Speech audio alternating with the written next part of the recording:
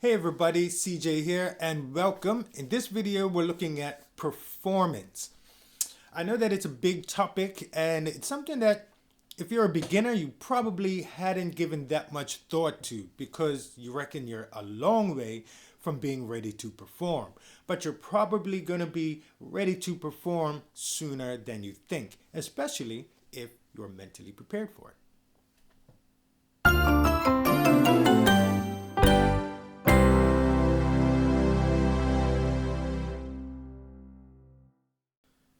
In this video, we are going to take a look at a couple of reasons why you may not think you're ready to perform or may not have thought about performing and why you should. Because we're going to look at the benefits of performing and how it helps to accelerate your learning and make you a better and more proficient musician. And we're also going to take a look at a couple of ways how you can create opportunities to play the piano. When it comes to creating the opportunities, we're talking about how we integrate music into our lives. We need to integrate the piano into our actual lives in order to bring about the transformation that we want from where you are now musically to where we want to be musically.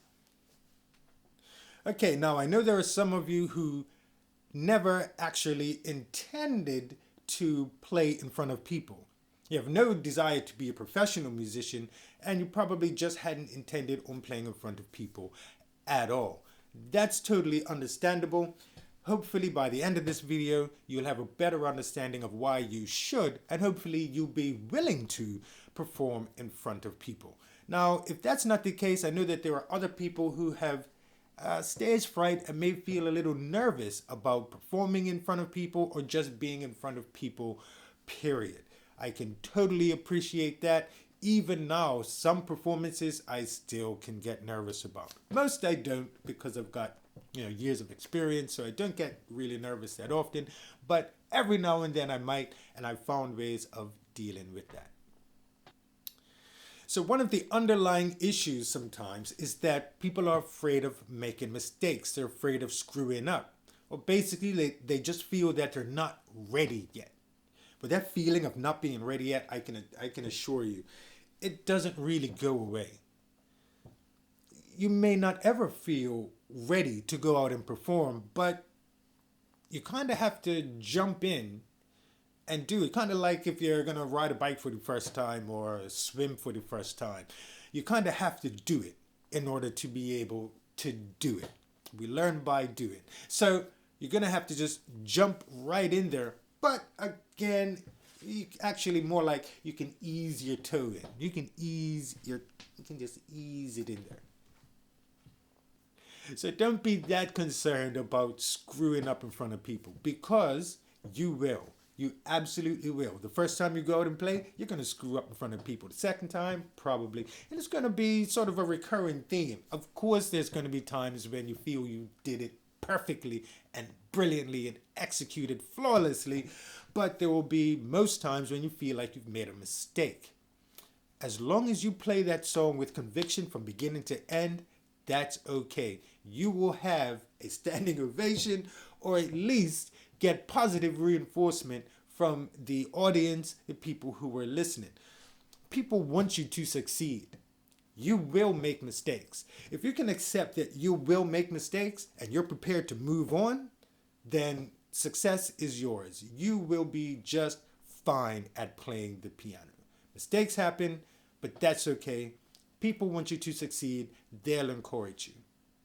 And I suppose that's one of the encouraging things about performing live in front of friends or family, or at least in some sort of encouraging or supportive environment, is that you can look forward to receiving positive feedback. But in terms of getting out there and dealing with your stage fright, like to begin with, well, people have different methods and ways of doing that I'm not quite sure about. But I can tell you from my experience how I deal with it. If I have a major performance coming up or something that's really going to make me nervous, then I prepare by visualizing the performance from beginning to end. I can literally visualize myself from the moment I walk on stage to the piano, how I approach the piano, every note that I play on the piano, every space, every silence, every rest, every articulation about the piano. I visualize it and I see the performance from beginning to end. And then I also see the end of the performance as I get up and it's over and the crowd cheers and they stand up and give me a standing ovation. Visualize the entire thing from beginning to end. And visualizing that standing ovation at the end, that's very important as well. Because it takes away the visualization of failure. Visualize yourself succeeding. You have a much better chance of actually succeeding. And after the visualization, I visualize with focus, but then at the time when I actually have to do the performance, I want to recreate that same focus. Because I want the crowd to fade away. That's what works for me. What works for me is just focusing on the moment that I'm in, right there. Walking to the piano, sitting at the piano, resting my hands on the keys, and playing each and every note with as much emotion and feeling as I can. When I express myself that way, the crowd just disappears. That's how I deal with being nervous on stage. And it's more nerve-wracking for me talking to a camera. I'm more comfortable on stage than I am talking to a camera. I'm more nervous now talking to you. But anyway, moving on. There are many benefits to performing live, starting as early as you can. One of those benefits is just the pressure of doing it helps you to take your practice more seriously, especially if you have a deadline to meet, then you will have to take your practice time very seriously in order to reach that goal. Without one, you can easily be lax or whatever the case may be, but with a deadline in place, you're more likely to go ahead and actually reach it. And by reaching that goal, that milestone, you actually get that sense of satisfaction of a job well done, of having completed that task. There are many benefits to public performance, especially if you start early. One of those benefits is just the pressure that it takes, because setting a goal, a deadline for a performance makes you take your practice time that much more seriously in order to prepare, because you want to do well for that performance. When you go out and start playing live, you're more likely to run into more musicians and pianists, and they're most likely more advanced than you, so it's easy to become intimidated. But the thing to remember is that musicians that are more advanced than you actually want you to succeed. They're more likely to encourage you, motivate you, and inspire you. So take advantage of these opportunities when you go out and perform live and there are other musicians around. Engage with them, learn from them, just get to know them. Most of us aren't satisfied with our performances. That's why we want to reflect on them and improve on them. So we ask ourselves a simple question. What worked? What didn't? Why did it work? Why didn't it work? With these questions, we can go back into our learning mode, look at what we need to learn in order to overcome what didn't work. We can practice that, and we can visualize that, visualize our corrections, and prepare for our next performance. It's the cycle of learning, basically. And the performance is really the linchpin of that cycle, because that's where you check yourself and set your next marker to go around again. So live performance is hugely beneficial and it's hugely rewarding. Just a sense of accomplishment after a performance. You survived a performance. Now let's say it may not have been perfect, but a good one. That's a sense of accomplishment that you can have, especially because you're receiving the feedback that you want, the feedback that you need, and you're receiving recognition for your hard work.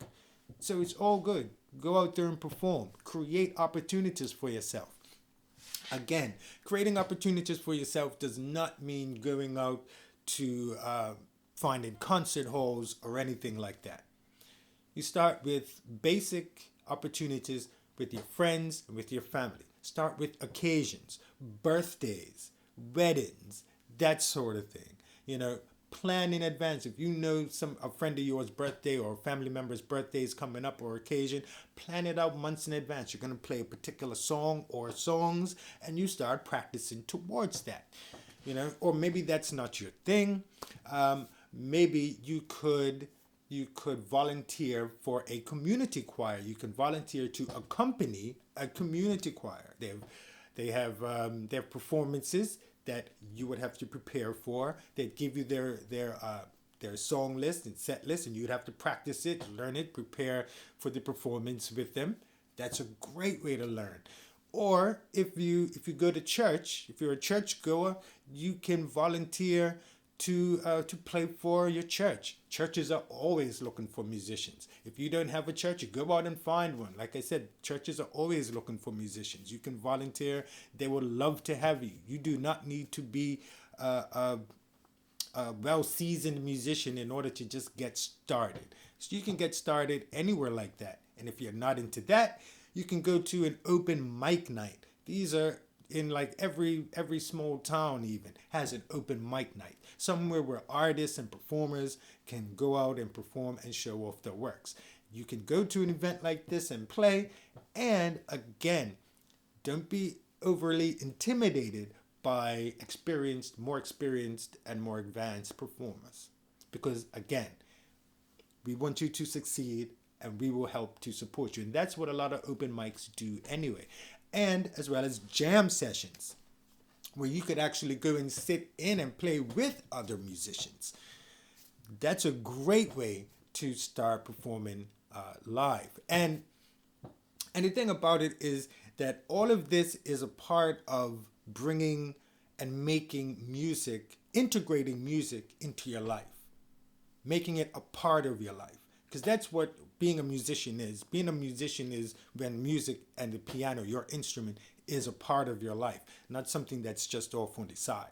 So having it as a part of your life means going out and doing it on a regular basis. That's all it is. So if you want to play the piano, that actually means going out and playing the piano. So as you start creating opportunities, people will actually start taking notice and they will start to refer to you, think of you as a musician and start thinking of you as that way. That will become part of your identity. As you're bringing music into your life, you become identified as a musician, and then people will even start asking you to play at their events and their functions. All right, so that snowball, that transformation snowball can start to occur from being a non-musician, right? Nobody knows you as a musician. You don't think of yourself as a musician to being a musician, someone who people think of as a musician, and you can start thinking of yourself as a musician. So playing live is a big part of that, and I want to encourage you to do it. I want you to encourage you to find opportunities to play and perform, whether it's just with your friends in a band, just get out and play in front of others. Okay, well, that's all the time I have for today. So thank you very much for watching. Thanks for hanging in there. If you like the video, then please like it and share it. And if you want more information and more tips on learning piano and improving your musicianship, then hit the subscribe button below and hit the notifications bell. And I'll see you soon. Thanks for watching.